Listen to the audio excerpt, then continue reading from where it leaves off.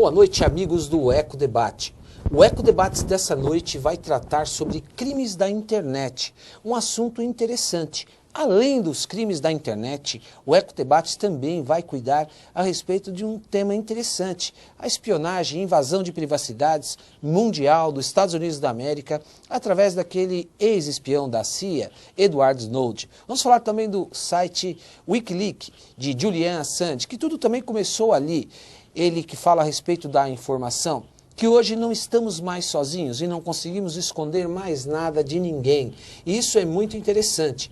Eu quero a sua pergunta no 2379-4733.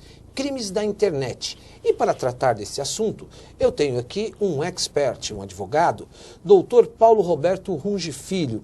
Ele é advogado especializado em Direito Tecnológico, pós-graduado em Docência no Ensino Superior, MBA em Gestão de Tecnologia de Informação, bacharel em Ciências Jurídicas e Sociais, técnico em Informática e diversas certificações como Cisco, CCNA, Microsoft, Certificate Profissional, Segurança de Informação, Intel, é sócio do escritório Grieco, Moura e Rungel Advogados e professor do Centro Universitário Senac.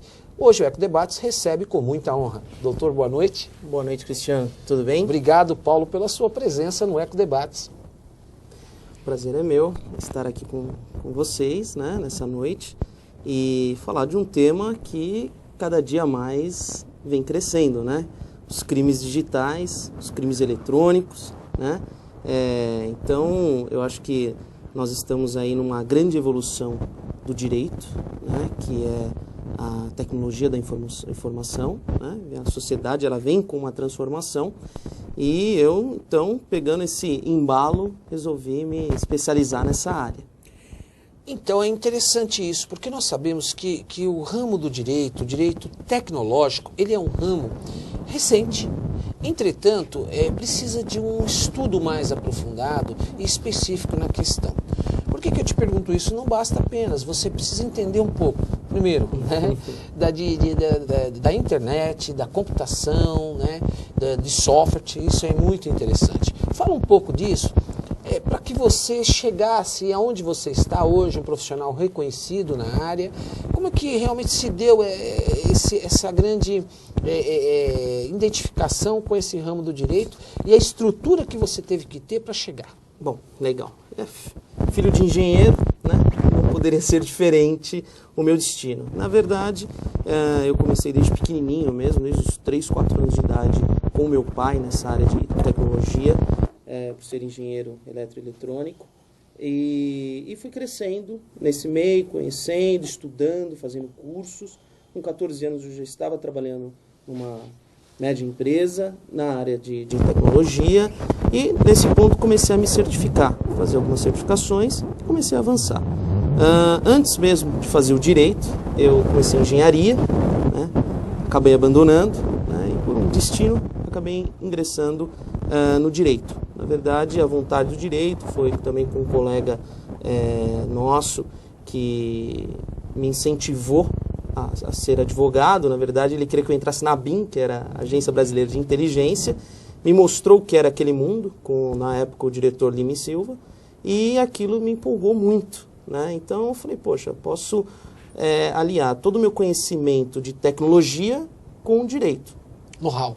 Um know-how perfeito para isso. Então, comecei. Só que o destino acabou sendo um pouco diferente. No terceiro ano do direito, eu tive uma professora que me indicou a um grande profissional do mercado e comecei a fazer estágio e desenvolver e acabei ficando apaixonado pelo direito e principalmente a área de tecnologia, né? Então, óbvio, para chegar nesse ponto, né, foram muitas certificações, foram anos de plantões e muita tecnologia até chegar no que hoje sou um especialista em direito digital, direito eletrônico.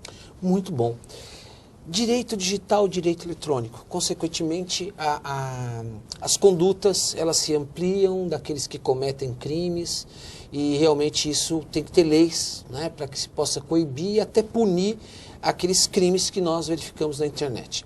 Para que o nosso telespectador entenda, um crime que realmente de repercussão e que teve notoriedade, que foi a agressão à vida íntima e privada que é garantida pela nossa Constituição, e você sabe muito bem disso, que foi a lei da Carolina Dickmann, né?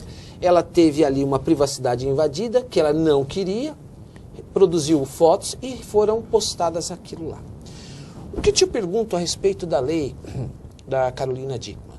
Antes disso, no Congresso Nacional, se via ali com a lei Eduardo Azeredo também, que você vai falar sobre essa questão, não é? Que é um paralelo, né? E, de repente, saiu a lei Ana Carolina Dickmann, né? É por várias razões que nós sabemos, força da Rede Globo, força de comunicação, né? Beleza diferenciada do Eduardo Azeredo em relação à Carolina Dickmann, e assim sucessivamente. Como que você vê aquela lei do Eduardo Azeredo para essa da Carolina Dickmann? Essa lei, ela tem mecanismos o suficiente para coibir esses crimes na internet? Bom, vamos lá, Cristiano. Qual que é o histórico da Lei Carolina Dickmann? Nós temos que voltar um pouquinho no passado e lembrar que o projeto começou em 99, né? Tá, o projeto Lei Azeredo. Nós estamos falando de 14 anos de uma lei que começou, né? E que foi aprovada no final de 2012. A lei mesmo do projeto do Eduardo Azeredo, ela se tornou a Lei 12735, que não foi nem a 737. Foi a 735 que teve só 2 artigos, inclusive. Um que disse sobre a criação da liberdade das polícias criarem, enfim, especializadas, e falando sobre um artigo de lei do crimes de racismo e de ódio, que nós temos essa lei permitindo que o juiz autorizasse a retirada de sites do ar. Só foi isso que sobrou do projeto de leis de crimes eletrônicos. Agora, a 12737, ela foi uma divisão que ocorreu em 2011 no projeto de lei, justamente para criar algumas regras na internet, punições para os crimes dos quais a gente está cansado de ver, né? Mas desse projeto de lei nós tivemos a aprovação da lei de invasão, né? Que é a lei que falam que é o que vai prender os hackers, né? Que é o grande momento, né? São os hackers, são aqueles que invadem, né? Não é assim que colocam, né? As pessoas colocam. Então, esse surgimento ele acabou não sendo tão bem elaborado como o projeto do lei do Azeredo. Só para encaixar nessa sua resposta na continuidade, você acha que faltou uma estrutura para essa comissão, digamos, tecnológica? Na verdade não é que faltou estrutura, porque eu acompanho há 8 anos esse projeto, né? Desde quando eu comecei nessa área, e desde FEComércio, Anshan, discussões entre Júlio Semeghini, que estava na Comissão da Ciência e Tecnologia, o próprio Eduardo Azeredo, tive o prazer de palpitar o projeto de lei do Azeredo. Então, assim, eu fico muito chateado de ver que aquilo tudo caiu por terra. Nós só temos 2 grandes artigos que eu trago como inovador e que nos ajuda muito em algumas soluções do caso, que foi o do ECA, do Estatuto da Criança e Adolescente, que é o 241A e o 241B, que fala que enviar e transmitir imagens de criança e adolescente, a pena pode chegar até 6 anos. Então foi aonde inibiu um pouco. E foi graças ao Magno Malta, que lutou por essa aprovação. Sim, e isso estava dentro do projeto de lei de crimes eletrônicos. Então, nós conseguimos retirar coisas boas desse projeto, tá? Mas esse 12737, que é a Lei Carolina Dickmann, segundo os especialistas, né, os deputados, só falaram que não teve comoção por conta do caso da Carolina Dickmann, né, que isso aconteceu. Mas a gente sabe bem, na verdade, que ali teve sim um certo controle, né, para que aquilo fosse aprovado. E muito rápido, né? Muito rápido, né? 2011, um projeto para 2013, vamos dizer assim, que o texto é um texto muito parecido com o texto alemão, o artigo do Código Penal alemão, né? Pena também muito parecida. Muito baixa. Muito baixa, de 1 ano. Só que tem uma diferença. Na Alemanha, as pessoas respeitam a lei. Tanto que lá, essa mesma lei, para você ter uma ideia, empresas de segurança, grandes empresas de segurança, resolveram parar de criar sistemas de segurança porque eles estavam com medo de serem punidos pela lei. Aqui no Brasil, ninguém tem medo. Por quê? É uma lei de 1 ano.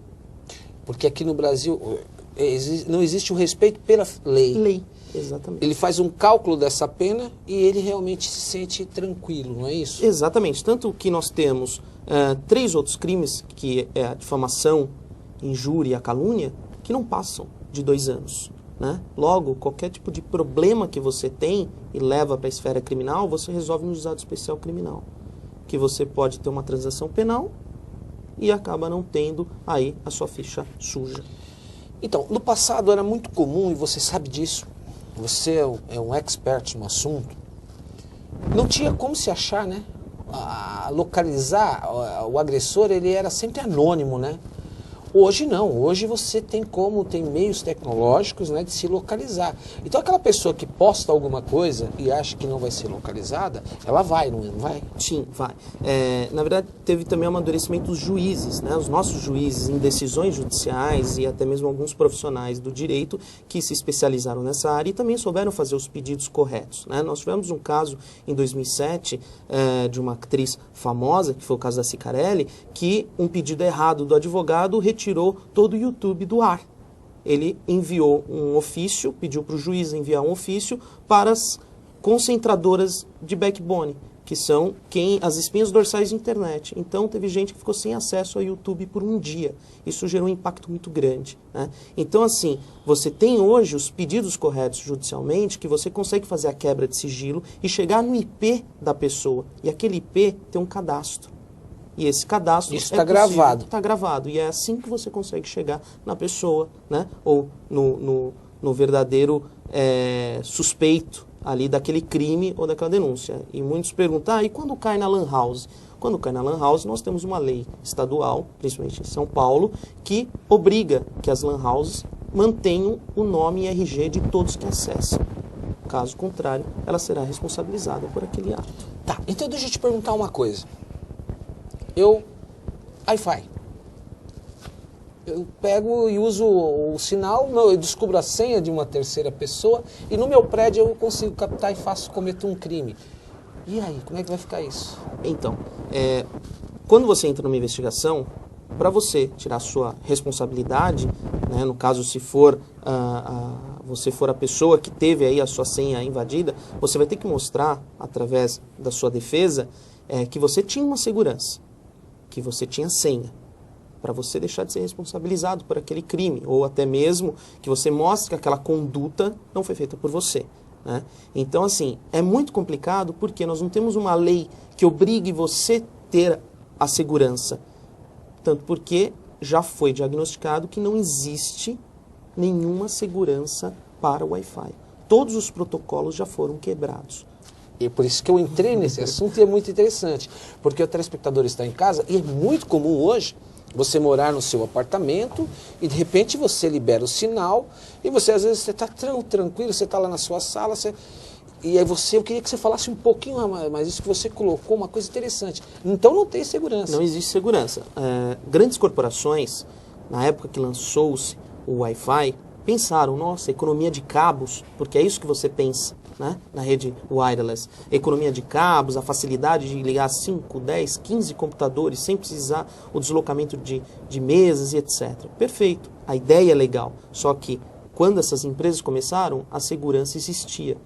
Hoje, você percebe que não existe segurança alguma. Então, as empresas voltaram a utilizar cabo para se conectarem à internet, porque conseguem ter segurança, conseguem ter a garantia que nada vai passar do que os seus computadores podem proteger.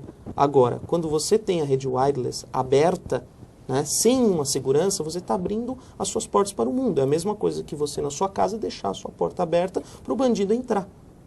Mesmo com chave, ele não entra? Mesmo com a porta fechada, ele não invade a sua casa? A responsabilidade não é sua, mas ele invade.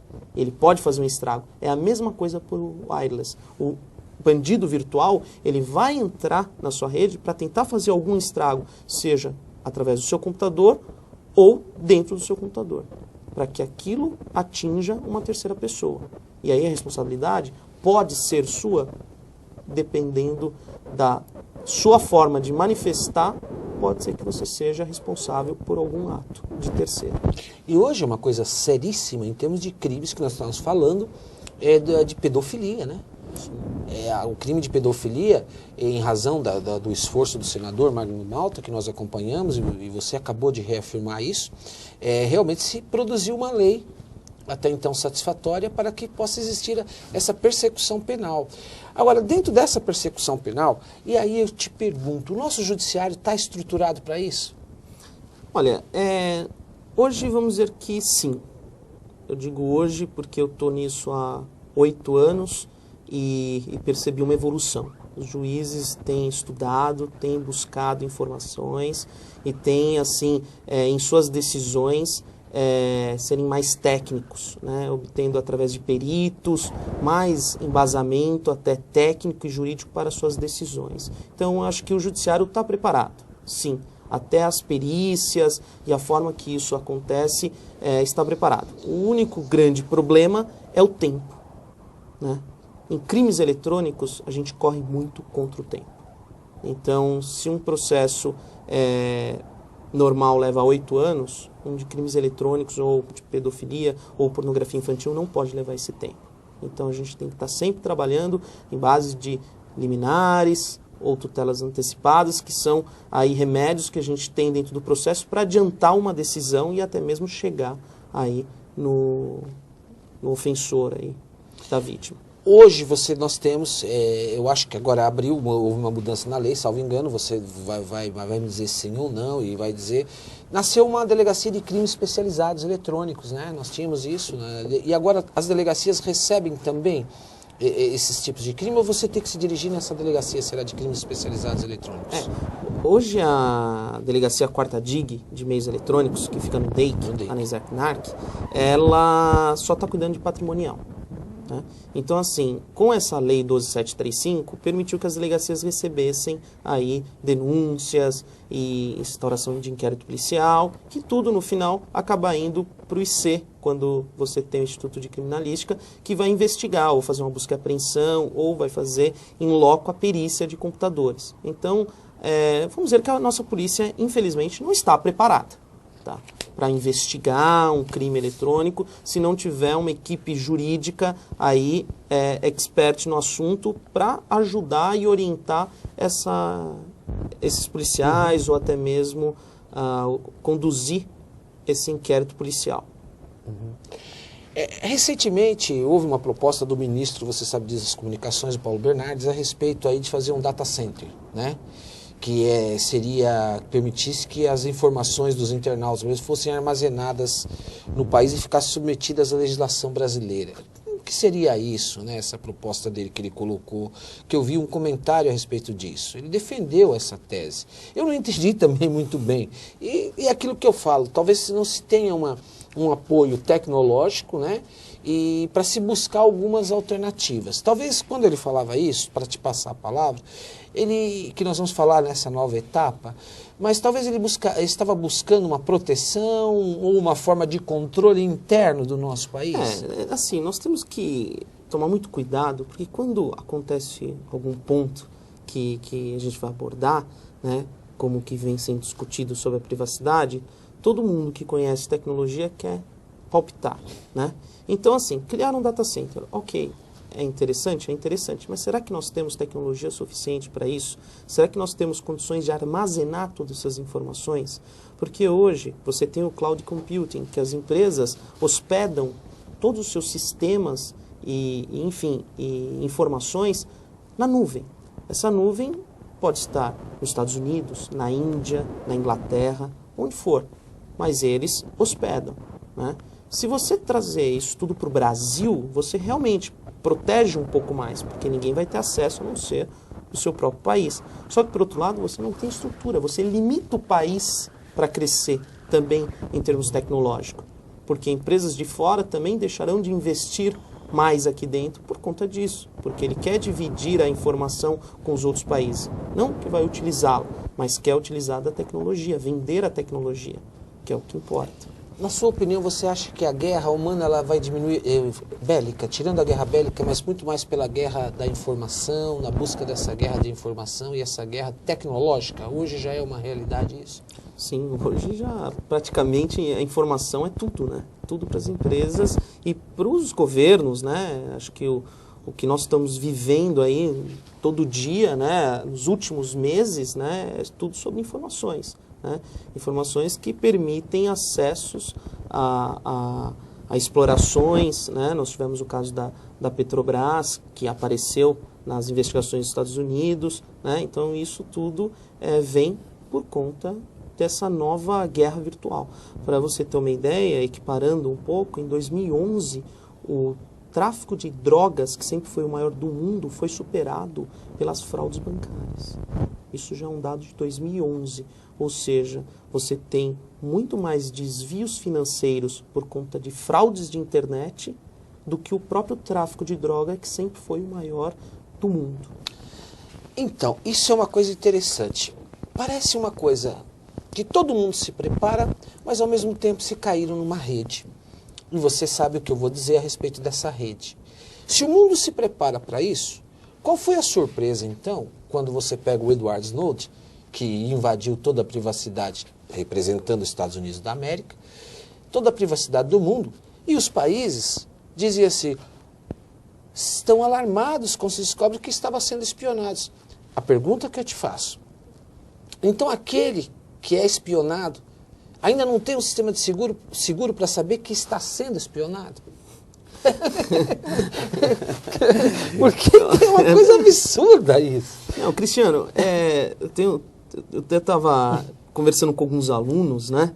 E olha que interessante, em 2008 nós tivemos o caso do pré-sal, né? Pré-sal, aquela história, Brasil vai ser o top. Santos ali, apartamento em Santos passou a custar milhões, né? Em 2008 nós tivemos um problema numa plataforma de petróleo. Sumiu alguns HDs, né? Alguns Winchester, informações armazenadas. Sumiu. Estava dentro de um container que, segundo consta, era da empresa do vice-presidente dos Estados Unidos, uma das maiores empresas de transporte ali marítimo e de segurança, por isso que fazia esse transporte. Só que tem dois detalhes desse caso. Lá atrás, eu achei muito estranho quando eu li e comecei a buscar informações. Chegou a informação que a BIM entrou no caso bem depois, Agência Brasileira de Inteligência do Brasil. Foi informada bem depois do vazamento dessa informação. Será que lá em 2008 nós já não estávamos sofrendo uma invasão? Por que aquilo caiu no esquecimento? Eu digo, escrevi isso em 2008, está publicado no meu blog. Então, há 5 anos atrás não falávamos de segredo nenhum. Por quê?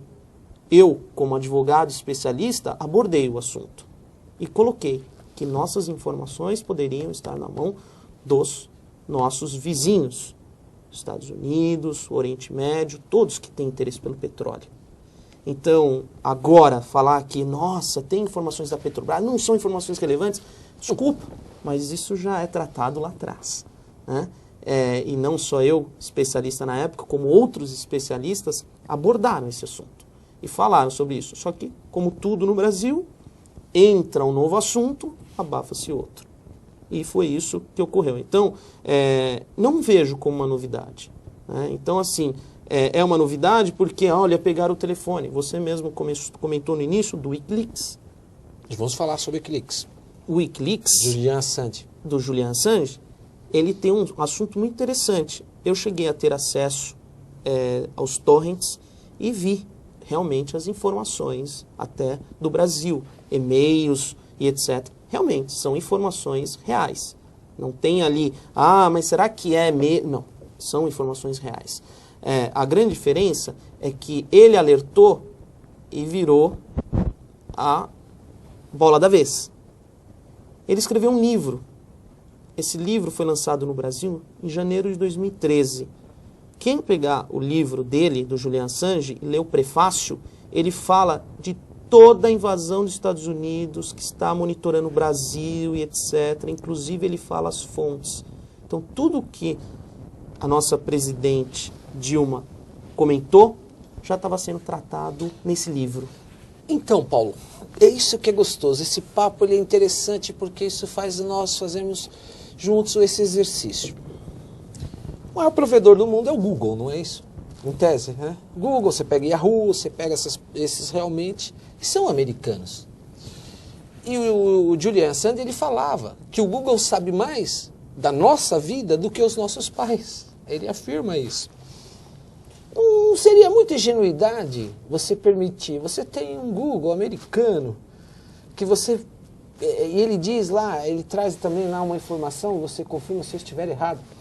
Ele diz o seguinte: eu me esqueci do meu acesso ao Google, que eu perguntei há 5 anos atrás. Eu já me esqueci, você também, o que nós pesquisamos no Google, né? Mas o Google sabe o que nós entramos. Não é muita ingenuidade. O que eu te pergunto, dos países, do Brasil ainda também, que tem que ter essa obrigação. Um país que tem um pré-sal, que tem uma Petrobras, uma das maiores empresas de ponta do mundo. Não é uma ingenuidade tecnológica, é isso que eu quero te dizer. É isso que eu queria ouvir de você. Eu acho uma ingenuidade. Na verdade, o Google é uma grande empresa, a gente sabe. Ela trouxe para o nosso país muita resposta, porque o Google, na verdade, você pergunta e ele responde, né? De tudo. Então, é por isso que é perigoso, né? Porque muitas vezes nem toda a informação que você obtém do Google são informações sérias, verdadeiras, né? Então você tem que saber também onde você busca. Esse é o primeiro ponto. Mas o segundo ponto que você comenta em relação ao que o Google está monitorando, sim, o Google ele tem acesso a tudo. Tudo que você coloca é cadastrado. No próprio termo de serviço dele está escrito. Quando você vai usar uma conta do Gmail que é gratuita, tem lá que eles podem utilizar as informações. Perfeito. Eu vou chamar um pequeno break e nós vamos falar como viver sem o Google. Essa é a pergunta, já que nós temos. Como nós vamos viver sem o Google? Mas o que eu quero também te perguntar é a respeito do voto eletrônico. Segurança para nós brasileiros. Pensa nisso.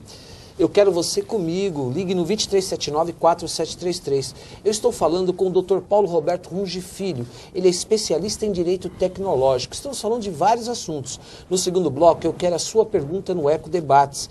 Nós vamos falar um pouco sobre o voto eletrônico brasileiro. Será que ele é tão seguro assim ou não é? Isso eu tenho que falar com o especialista e ouvir a opinião dele. Não saia daí.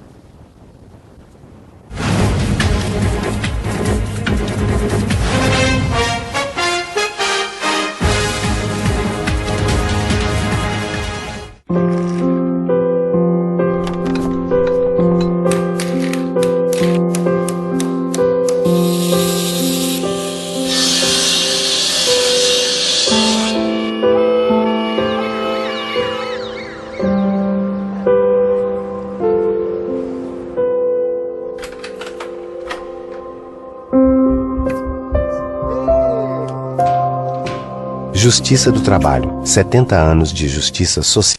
Cada 3 segundos, uma criança morre. Resultado da miséria absoluta. E o pior, todas essas mortes poderiam ser evitadas. Junte-se à chamada global para a ação contra a pobreza. Não queremos o seu dinheiro. Queremos a sua voz.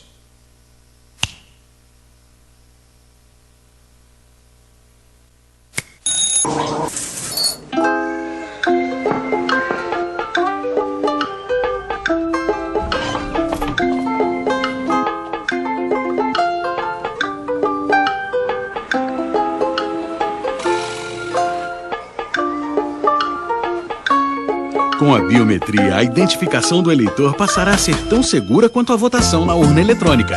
Votar ficará mais moderno e rápido. A biometria não deixa ninguém se passar por você.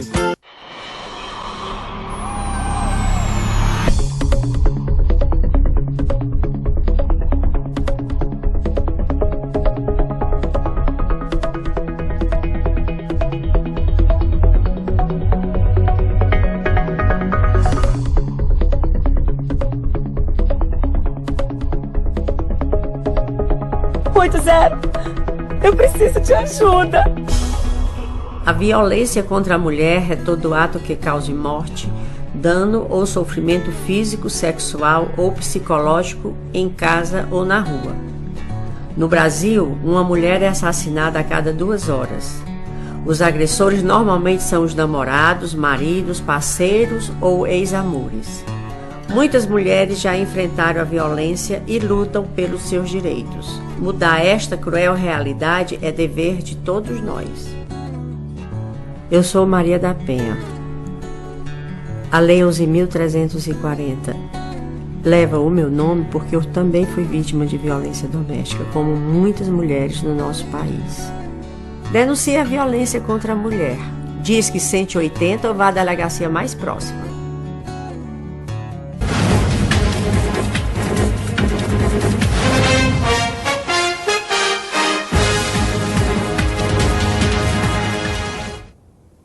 Obrigado porque você não saiu daí comigo do Eco Debates. Quero agradecer você em nome da rede Eco TV pela audiência do Eco Debates. Eu estou conversando aqui um tema interessante, crimes da internet. Eu estou conversando com o Dr. Paulo Roberto Runger Filho.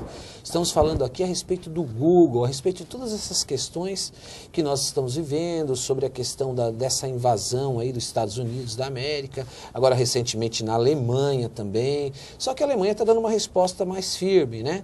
E assim o mundo inteiro. Mas não é novidade. Eu perguntava para o doutor, quando nós deixamos aqui o primeiro bloco, como viver sem o Google? Essa é a pergunta que eu faço para ele. Como viver sem o Google, doutor? É simples, Cristiano. Retire o Google um dia da sua vida.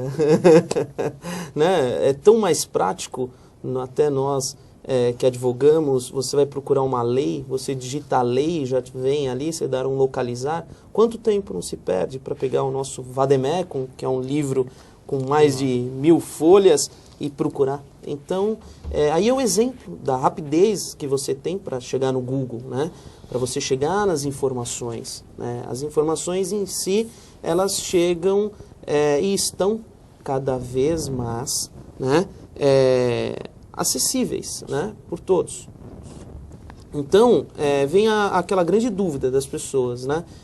Mas o Google tem controle das nossas informações? Sim. Há uns anos atrás, foi feito um teste de colocar no Google, digitar ataque aos Estados Unidos, invasão aos Estados Unidos, várias vezes, vários dias. Teve resposta. A CIA investigou e chegou no Brasil.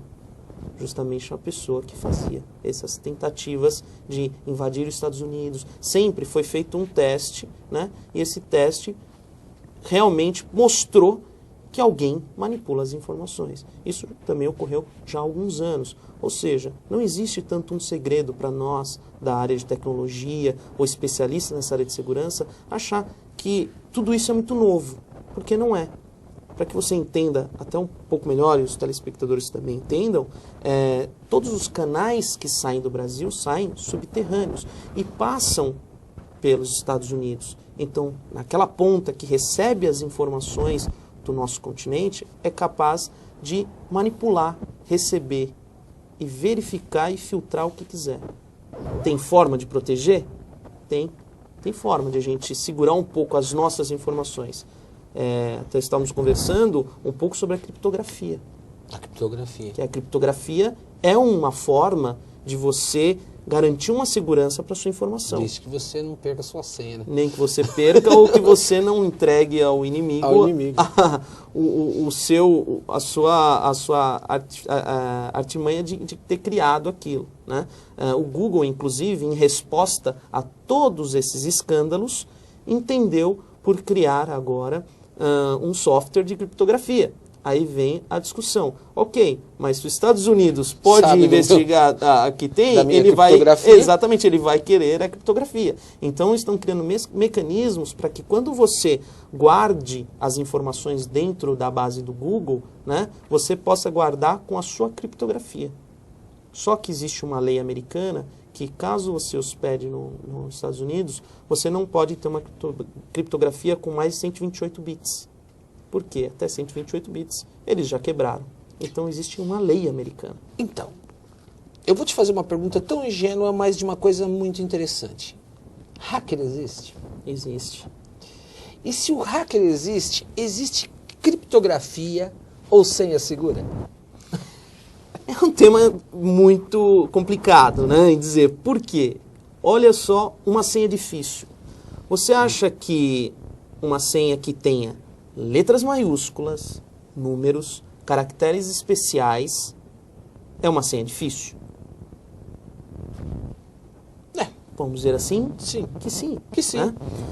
Quando eu trabalhava numa empresa de tecnologia, nós tínhamos os funcionários que precisavam saber as senhas e por conta do sistema que era gerenciado ERP, eles guardavam aquelas senhas e toda semana precisavam. E eram pessoas que não tinham tanta instrução. O que eles faziam? Eles tinham que colocar letra maiúscula, caractere especial e número. Ele matava a charada. Ele punha a primeira letra do nome dele. Então vamos lá, Paulo. Ele punha a primeira letra P maiúsculo. O A ele usava arroba. O L, O, matou a primeira parte. E o número ele usava a data de nascimento dele. Logo ele fez uma senha super segura. Se o cidadão pegasse o RG dele, conseguia descobrir a senha.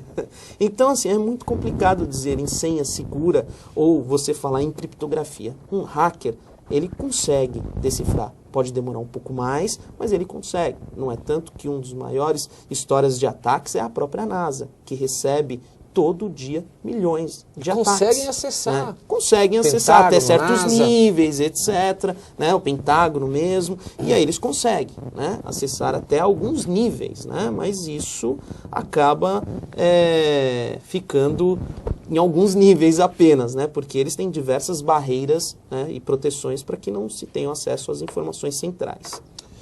Paulo, dentro desse contexto, um assunto polêmico, delicado, de segurança nacional, vamos falar assim, né?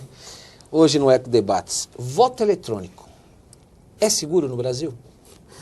Eu nunca achei seguro. Eu até acho muito engraçado, né, o lance dos Estados Unidos, né? Aquilo é uma bagunça. Você já viu como que é a eleição nos Estados Unidos? Dá até medo. É isso que eu sempre questionava. Dá até medo. Um país tão evoluído com uma votação. Uns panos, umas urnas. É isso, é na garagem. É pano, O negócio funciona. Não sei por interesse de quem, mas funciona. Urna eletrônica. Nosso país, né? Uma tecnologia, sempre foi visto hoje, é o primeiro país, né, do mundo aí com maior índice, né, de urnas, né, do processo eletrônico. Elogiado pelos Estados Unidos, inclusive, porque traz uma resposta rápida, né, do que. Mas o que está dentro da urna? Se chama programação. Nós temos arquivos. Lá dentro tudo é salvo em disquete. Ou seja, você armazena a informação. A única forma dessa informação chegar íntegra é que ela não seja violada. Começo do mês, nós tivemos o caso no Maranhão. Uma cidadezinha lá, pequena do Maranhão, que teve aí um grande escândalo, porque uma vereadora da cidade não teve nenhum voto, só que ela votou nela. E não teve computado. 15 pessoas de uma mesma casa votaram nessa vereadora. Os votos não foram computados.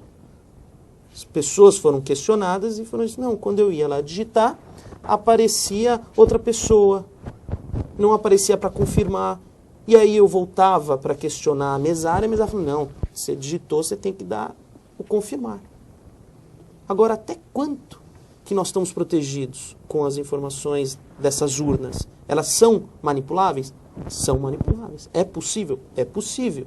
Né? Então, para que o telespectador do Eco Debates possa entender, né? O problema está na questão do que está dentro da urna e o que é levado.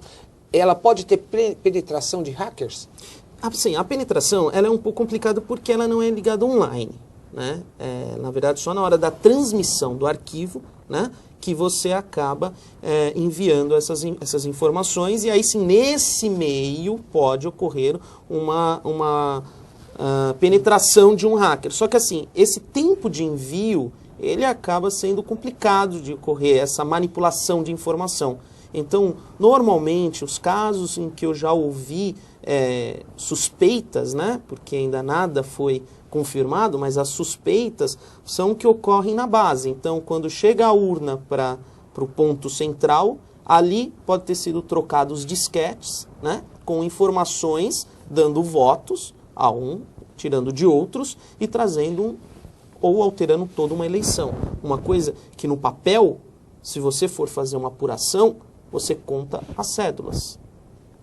Materialmente. Agora, virtualmente, com as informações, você não consegue. Para você pedir uma recontagem, e você vai recontar aquilo Você vai contar aquilo que já pode ter sido manipulado, tanto que o caso do Maranhão é interessante, que foram chamados 2 especialistas para analisar os logs e existe o dia que é fechada a urna e ninguém pode ter acesso a não ser com ordem judicial. Analisando os logs, que são os acessos, foi verificado que teve uma alteração 5 dias depois, ou seja, houve um registro no sistema de que aquilo foi mexido. Só que não foi encontrado nenhuma decisão judicial que autorizasse. Muito bom, muito interessante mesmo. Vamos à participação do telespectador, o Elson Gomes, da cidade de São Bernardo do Campo. O Elson, obrigado por você estar aqui com a Rede Eco TV, pelo Eco Debates. Ele pergunta, Paulo, qual seria a plataforma mais segura hoje em termos de segurança de internet, Linux ou Windows? Falando de servidores. Os servidores, eu gosto muito do Linux, né? O Linux eu acho que é uma plataforma leve, né? Você consegue ter um controle melhor, você consegue fazer uma segurança melhor, né? Então, normalmente, ele já vem do próprio Unix, né? Que foi quem começou com tudo isso, a depois abrir uma plataforma aberta que é o Linux. O Linux, ele é menos invadido, vamos dizer assim, né? Que o pessoal fala, os servidores. Agora, os servidores Windows, eles têm diversas vulnerabilidades, né? E vulnerabilidades que vão sendo criadas através dos hackers, que vão tentativas de invasão, né?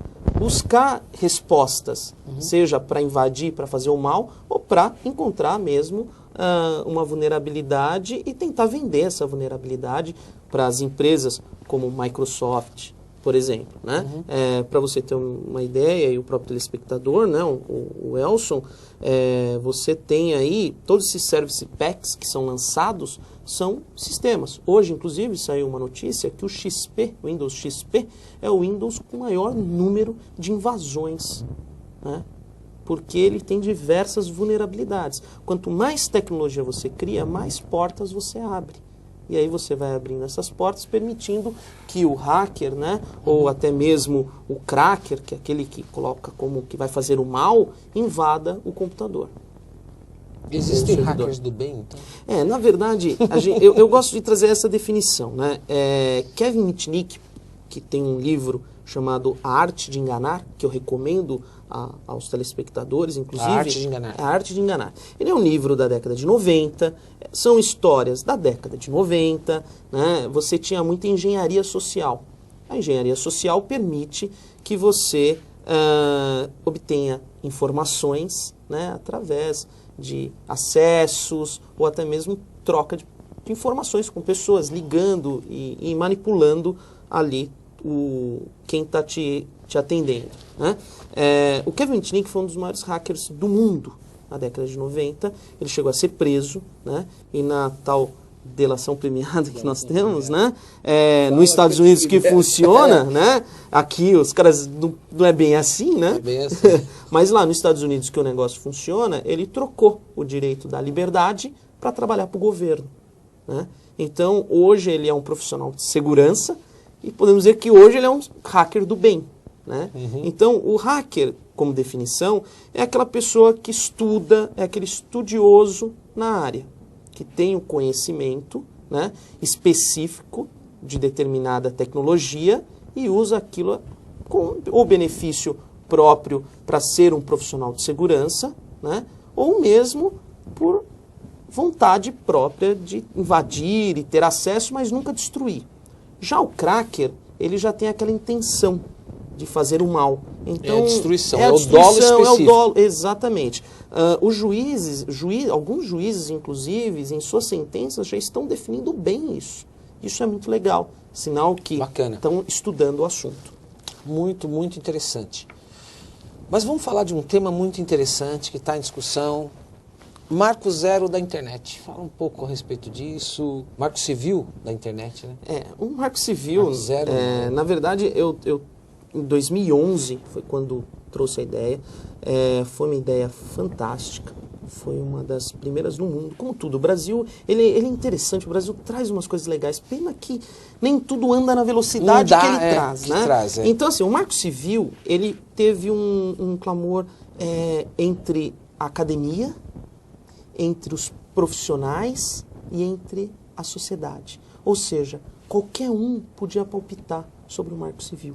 Qualquer um que conhecesse. Então, lá no Marco Civil, que alguns colocam como a Constituição da Internet, que é essa a ideia do Marco Civil, é a Constituição da Internet, ele quando trouxeram a ideia do Marco Civil, foi justamente ouvir todo mundo. E conseguiu criar um texto bem elaborado, ouvindo a sociedade.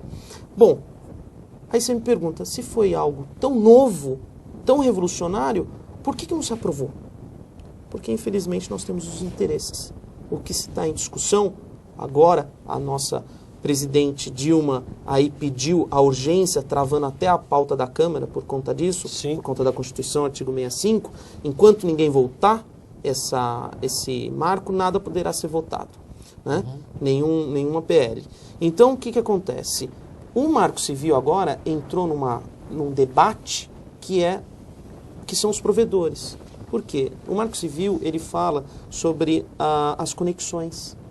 Então, por exemplo, se hoje você tem um contrato de 10 mega, você tem que baixar 10 mega. E você não baixa 10 mega de informação, você abaixa 10% da banda que você contratou. Interessante. E eles querem trazer essa neutralidade. Porque primeiro você vendia algo que você nem sabia que estava usando, porque ninguém tinha noção. Exatamente. E os provedores batem na tecla que eles não são responsáveis por isso. Porque os sites não suportam essa mesma velocidade. Então, existe uma guerra entre provedores. Que é um interesse econômico. Totalmente. Né? E é onde bloqueou a pauta e que está tendo toda essa discussão. Vai ser importante o Marco Civil? O Marco Civil ele vai regulamentar alguns pontos, né? Mas ele não vai trazer respostas. Né? Ele não tem aí penas. Né? Então, vai ajudar a regulamentar. É mais uma lei que teremos aí para a área de direito eletrônico ou da própria tecnologia da informação do nosso país? Sim, é mais uma. Mas não é a solução dos problemas. É isso que tem que ficar claro para as pessoas. Né? O Marco Civil é como se fosse a nossa Constituição, só que para a internet. Para isso, nós podemos puxar o comércio eletrônico. Esse sim teve recentemente um decreto que regulamentou o comércio eletrônico pelo Código de Defesa do Consumidor. Então você tem regras hoje para poder trabalhar na internet. O consumidor hoje conseguiu algumas proteções que antes ele demorava para buscar na própria lei, que não existia. Então, hoje nós temos uma regulamentação para o comércio eletrônico.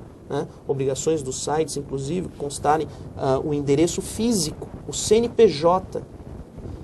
O próprio código novo, nessa nova alteração, ele trouxe até contrato. O consumidor vai ter direito a ler o contrato antes mesmo de comprar. Porque antes você comprava no escuro, não recebia nada, ficava no escuro e não tinha garantia nenhuma. Né? Exatamente. Eu mesmo utilizo muito a internet para fazer compras. Recentemente fui adquirir alguns produtos pela internet e aí eu vi que o site tinha o endereço físico. Busquei o CNPJ porque também tinha, percebi que era aqui do ABC. Eu liguei. Posso retirar pessoalmente? Não, o senhor pode. Ótimo. Caso contrário, eu não fecharia, porque não me passou uma credibilidade o site. Então, aquilo que eu falo, o consumidor, mesmo eu que sou da área de tecnologia, tenho cuidados na hora de comprar. Pesquiso muito uma empresa ou um site antes de comprar. E principalmente depositar informações pessoais, número de cartão, senha e a respeito disso nessa compra. Porque é um risco, né? É um risco que você não sabe quem está do outro lado da ponta, né? Exatamente. Eu fiz um trocadilho quando eu fiz a pergunta do Marco Civil da internet e falei Marco Zero.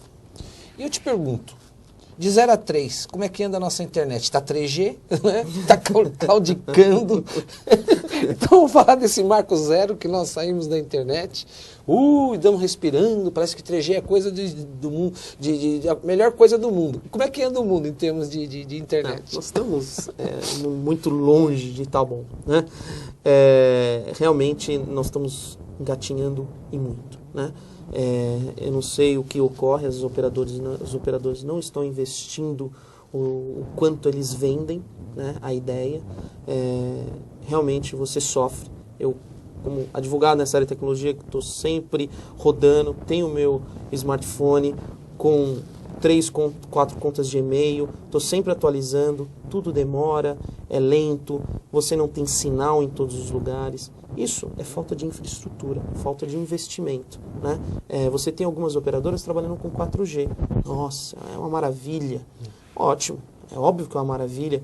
Vá num bar, onde todos estão com seus smartphones, 3G. Você chega com o seu 4G. Só você tem o 4G. É óbvio que ele vai ser mais rápido. A partir do momento que todos aqueles que tinham 3 estão no 4G, vai ficar tão lento enquanto não existiu investimento na infraestrutura, né? Você tem aí o Japão com 4G já há alguns anos, que funciona perfeitamente, né?